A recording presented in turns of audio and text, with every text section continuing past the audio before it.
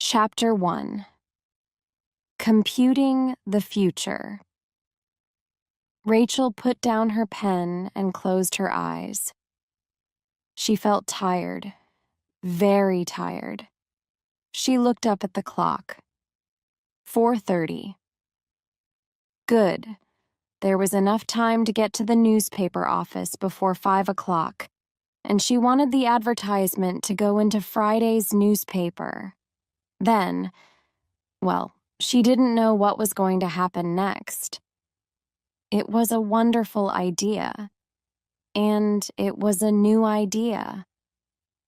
She picked up the finished advertisement and walked through the office door into the computer room.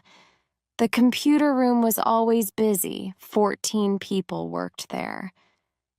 Rachel smiled and said hello to everyone as she walked across the room. Long pieces of blue paper were coming out of the computers.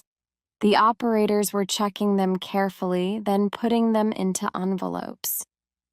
Rachel's company used computers to do horoscopes for people. You sent the date, time, and place of your birthday to the company, Computer Astrology Ltd., and the computers could do a horoscope for you. Rachel's boss, Mervyn Astra, started the company 3 years before. Mervyn Astra wasn't his real name, of course, but it sounded good. It sounded good in the newspaper and magazine advertisements. His real name was Brian Smith, but only a few people knew that. Rachel was his assistant. She didn't like Mervyn very much. He was a short, fat man with glasses and very long hair. Mervyn drove an orange Rolls-Royce everywhere. There were gold stars all over it. "It's good advertising," Mervyn always said. Anyway, when Rachel had the new idea, Mervyn said, "All right, you can try it." On Friday morning, Rachel got up early. She was waiting for the newspaper. It arrived at 8 o'clock. Rachel hurried to the table and opened it. She was looking for her advertisement. There it was, on page 7. Rachel smiled. She didn't really believe in palmistry. She thought it was nonsense. But she thought astrology was nonsense too. And the advertisement wasn't a lie. Not really. Mervyn was a wonderful computer programmer, and the computer program really did have all the information that they could find about palmistry. It could read the photographs with a special video camera, and it could compare them to thousands and thousands of pictures in the program. The program was very expensive. Mervyn worked on it for a long time. Rachel was a little worried. She wanted the idea to be successful. Mervyn could get angry very quickly, and he hated losing money. She read the advertisement again and laughed. Rachel Grant, palmistry consultant. That was funny. It was Mervyn's idea, of course. Do you want to know about the future? Palmistry is the science of telling the future from people's hands. It's a very old science. You can learn about your life and about important things that will happen to you. You can learn about your thoughts, future romances, and your future wealth. We use modern technology to give you a forecast of the future. Our computer has a special program with information from all the best fortune tellers in the world. Are you interested? Just send a photograph of your left hand with a check for 10 £10 made out to Computer Astrology Ltd.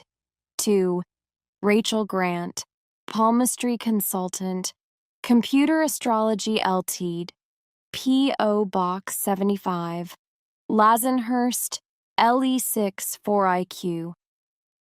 Don't forget to write your name on the back of the photograph. The headline will tell you about your thoughts. The lifeline will tell you about your life and the important things that will happen to you. The heart line will tell you about romance and your future love life. The fortune line will tell you about your possessions and future wealth. Computer Astrology Ltd. TM. Director, Mervyn Astra. Chapter 2. It's all nonsense. Rachel didn't need to worry. The idea was successful. It was more successful than the computer horoscopes. A week later, they had thousands of photographs of hands. They put the advertisement in more newspapers and magazines. Mervyn had to buy more computers, and a month later there were 30 people working in the computer room. Mervyn bought a yellow Cadillac and put pictures of hands all over it. He used to drive the Rolls-Royce during the week and the Cadillac at weekends. He was a very happy man. Mervyn gave Rachel a lot more money, but she wasn't happy. She was embarrassed by her job, palmistry consultant. 3 months ago it was funny. Now it was embarrassing. When people said, "What do you do?" she usually said, "Oh, I work with computers." One day, Rachel was at a party. She was speaking to a woman. They were talking about sport when the woman asked her name. Rachel told her. Suddenly the woman said, "Are you the Rachel Grant? You know, the palmistry consultant?" Yes. Yes, I am," said Rachel. "Why? Have you heard about me?" "Oh, yes," said the woman. "I have. I've seen the advertisements in all the newspapers. I used to be very interested in palmistry. I used to read people's hands." "Used to be?" said Rachel. "Aren't you interested in it now?"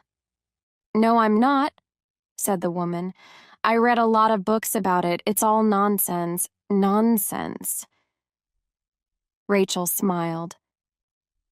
"Why do you think so?" she asked. "Well," said the woman, "think about it. What does the lifeline tell you?" "It tells you how long people will live?" she said. "Yes," said the woman.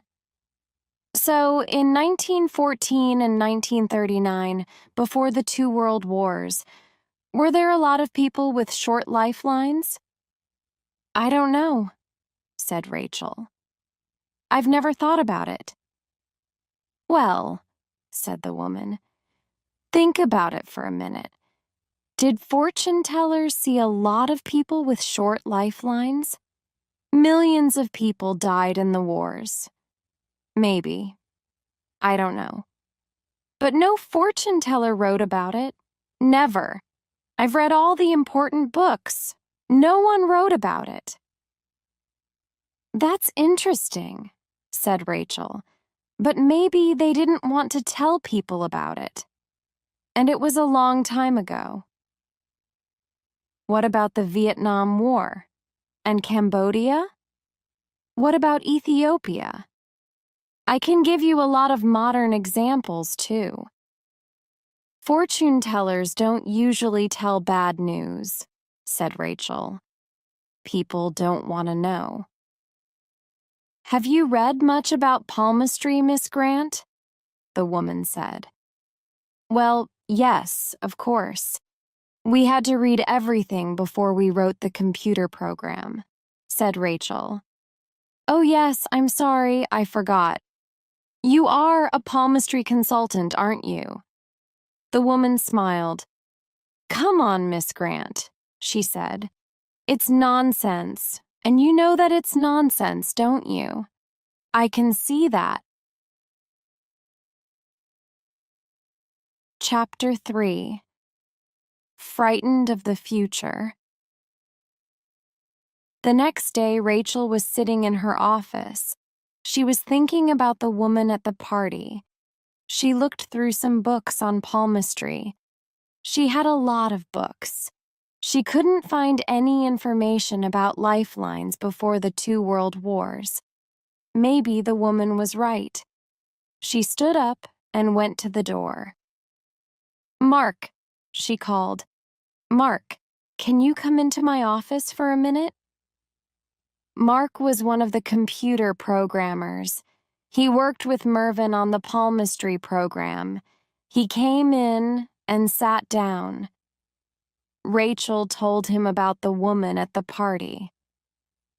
"Mark," she said, "can we do a statistical analysis of all the palmistry photographs?"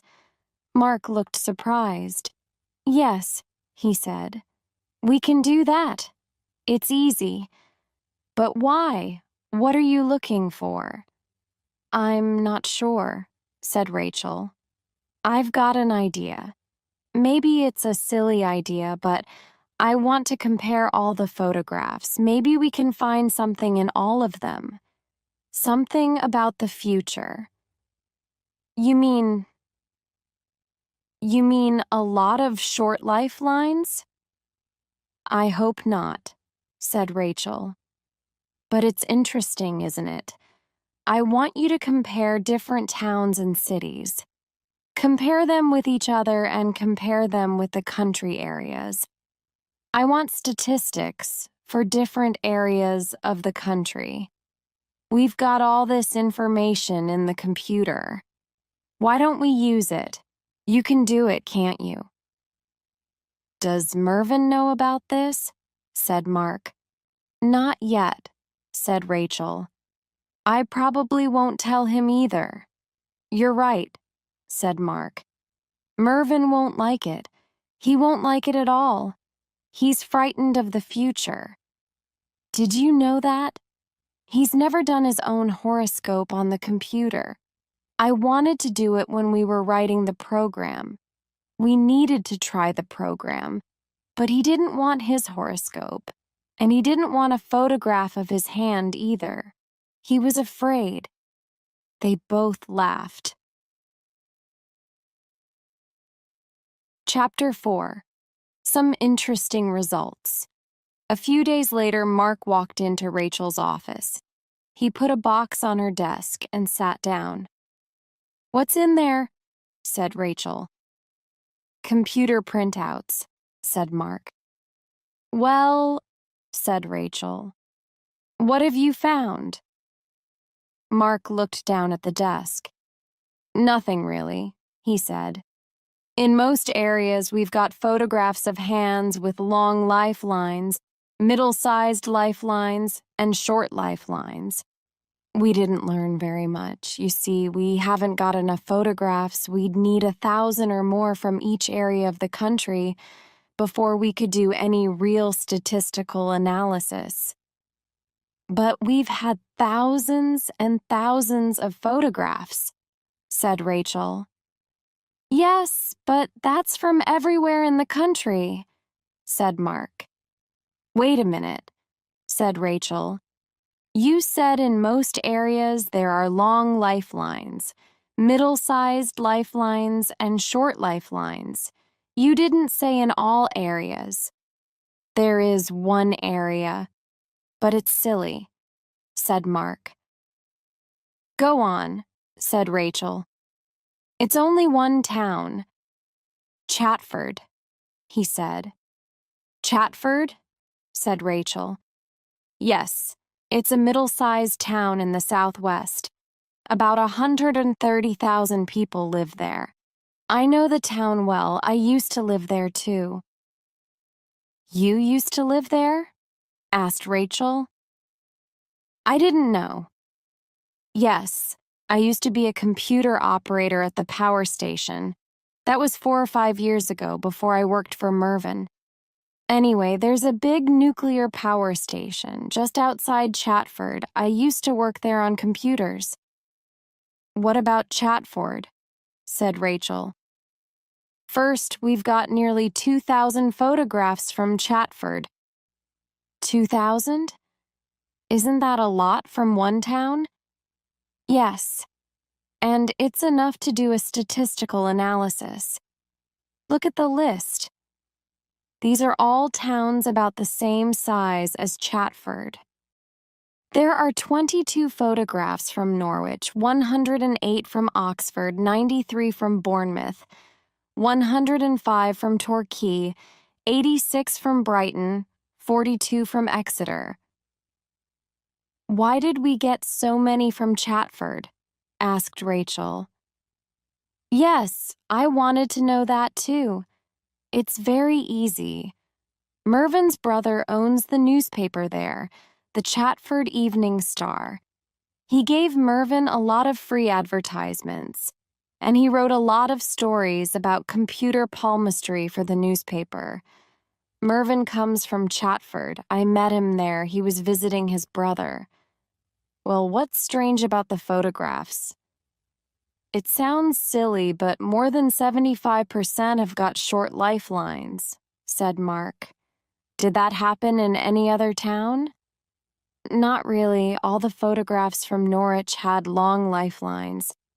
Then I looked at the addresses on the back of the photographs.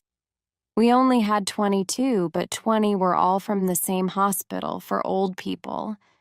They were all from people more than 80 years old. That's interesting. You mean all of these old people had long lifelines? Maybe it's not nonsense. Maybe, said Mark. Anyway, said Rachel, how short were the lifelines in Chatford? I looked at each age group.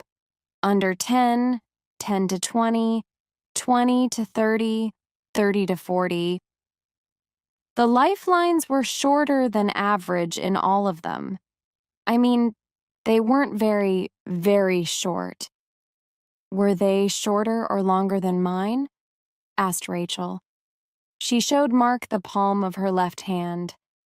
Mark looked at it carefully. They were about the same, he said. Rachel felt cold suddenly. Don't worry, said Mark. Do you understand statistics? If you put one foot in water at 0°C and the other foot in water at 100°S, then statistically you're comfortable. What? Said Rachel. Well, the average temperature will be 50°S. That's statistics. Rachel looked at him. Have you spoken to Mervyn about the printouts? She asked. No, you told me not to tell him, said Mark. Good, I'll speak to him. Can you leave the computer printouts here, Mark? Chapter 5. None of it's true. Mervyn wasn't very happy that day. On the way to work, he had a small accident in the Rolls-Royce. He drove into the back of another car. That evening, he was going to be on a television program about fortune tellers. He was worried about it. He was thinking about the television program when Rachel knocked on his office door. Who's that? I'm busy. Go away. It's me, Rachel. I said go away. I must speak to you. Come back later. It's important, Mervyn. Rachel opened the door and went in. Yes. What do you want? Said Mervyn. Well, Mervyn, I had an idea. I'm not interested in your ideas, said Mervyn. You were interested in my idea for computer palmistry, said Rachel. Okay, sit down and tell me, but hurry, I'm very busy. Rachel told him about the woman at the party, and he laughed. Does it matter? He said. Well, yes, she said. I wanted the computer to compare the photographs from different towns. We don't pay you to play with the computer, said Mervyn angrily. Anyway, you aren't a computer programmer. You couldn't do this. Someone helped you. Who was it? Mark, said Rachel, but he did the work in his own time. He used my computer and he used my electricity, said Mervyn. Can I show you what we found? Said Rachel. She showed the printouts to Mervyn. He got angrier and angrier. Rachel, he said, this is all nonsense. Nobody can tell you about the future. You don't believe this, do you? Don't you believe it? She said quietly. Of course not. It's not true. None of it. Then you're cheating your customers. Yes, I know, said Mervyn. There's a fool born every minute. You've heard that before, haven't you? That's why I'm a rich man. Anyway, we got all the information about palmistry and astrology from the best books. The program doesn't cheat. It gives us the best information on palmistry, but all of the information is nonsense. Rachel stood up. That's it, Mervyn. You're a cheat and a thief. Mervyn smiled. Thank you, he said. Well, I'm not working for you anymore. You can find another palmistry consultant. Ask at the prison. They'll find somebody for you. She left Mervyn's room and hurried back to her office. She put on her coat and walked out. The air outside felt clean and good. She smiled. She wasn't a palmistry consultant anymore. Now, she thought, I'm going to get a real job. Chapter 6. Chatford. Rachel left computer astrology on March 19th. She soon found another job as a reporter for the Daily Echo, a newspaper in London. She was a reporter before she worked for Mervyn, but she never forgot about Mark's computer printouts, and she never forgot about Chatford. One day she was talking to her boss at the newspaper, and she told him about the lifelines. He laughed. Do you believe it, Rachel? He said. I don't know, but it's interesting. Yes, it's a good story. Look, why don't you go to Chatford? Perhaps you can write a story for the newspaper. Mervyn won't like it, she said. Are you worried about Mervyn Astra? No. You go and write the story.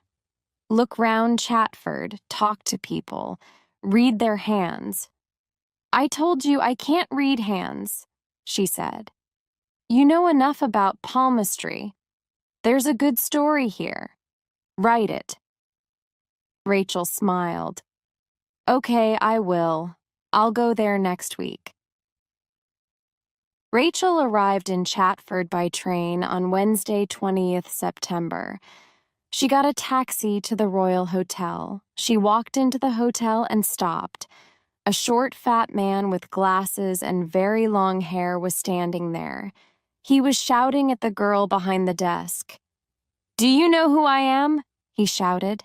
My brother owns the Chatford Evening Star. I want a room with a bath and I want it now. And you didn't write or telephone? Said the girl. What's your name? Come on, what is it? You're going to lose your job. My brother's a very important man in this town. His face was very red. Rachel walked over to the desk. Hello, Mervyn, she said. Mervyn looked round. What are you doing here? He said. You won't get a room. The hotel's full. Rachel smiled at the girl behind the desk. Rachel Grant, she said. From the Daily Echo. I phoned yesterday. Ah, yes, said the girl, Ms. Grant. A room with bath. You're in room 437. I've got your key. Wait here. Someone will take your case to the room. Thank you, said Rachel. Mervyn looked very angry. Well, I'm not staying here. I'm going to another hotel, a better one. Good, said Rachel. Good night. Mervyn walked out of the hotel. The girl behind the desk was smiling. Enjoy your stay, Miss Grant, she said. Thank you, said Rachel. I will. Chapter 7. Terrible news. On the morning of September 21st, Mark woke early. He couldn't sleep. He had dreams all night about Rachel and the computer printouts. He went downstairs to get the newspaper. It was on the floor with the letters. He picked it up and looked at the front page. Daily Echo London, 21 September, the worst day ever. Nuclear explosion in Chatford. Thousands dead at 10:35. Yesterday evening, there was an atomic explosion at the Chatford nuclear power station. Thousands of people are dead. The Army has closed all roads around Chatford, and there is no news from the town. Nobody knows why the power station exploded or how many people have died. Our reporter, Rachel Grant, was in the town when the power station exploded. The Army has asked people to stay in their homes in an area 50 miles round Chatford. The Prime Minister will speak on television and radio at 9 o'clock this morning. Mark put down the newspaper. He was crying. He went to a cupboard and took out the box of computer printouts. He looked at them for a moment, then he walked over to the telephone. He had to phone the Daily Echo. He found the phone book and looked for the number. There it was, 0171 1311676. Then he stopped and thought. He picked up the box of printouts, took them into the garden, and burned them. He never told anybody about the lifelines.